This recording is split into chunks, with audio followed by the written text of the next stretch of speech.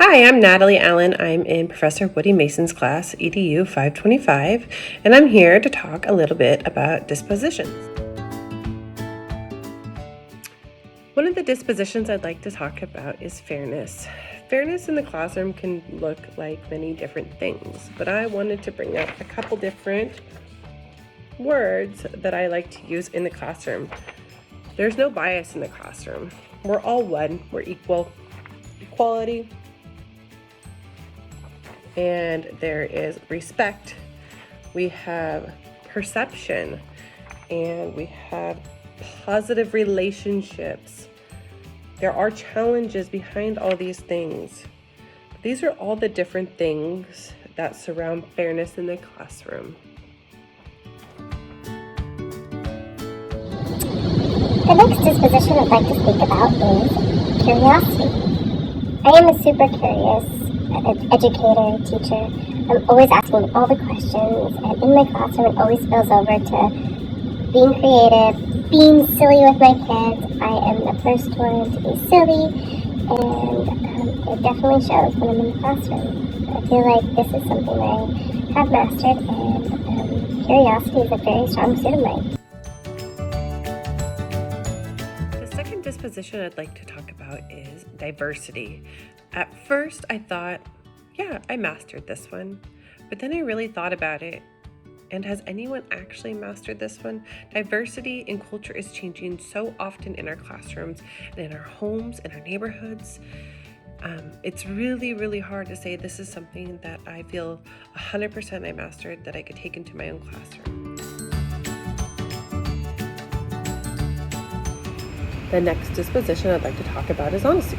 This is something I feel like I am an extremely honest person in and outside of the classroom. And I believe that I lead by example with my own children at home, my students, the children I nanny. And I feel like this is a really great trait to have. And I feel like this is something I have fully mastered.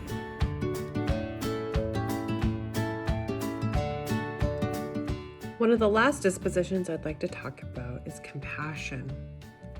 I am a super compassionate person, but sometimes I'm too compassionate in the classroom. I have found myself in situations where compassion completely takes over, and it's now time for me to learn how to mediate my own compassion and work on finding the middle ground. And that's one thing I think I have not mastered yet is compassion in the classroom. Position is reflection. This is a tough one for me. I am constantly working on this one.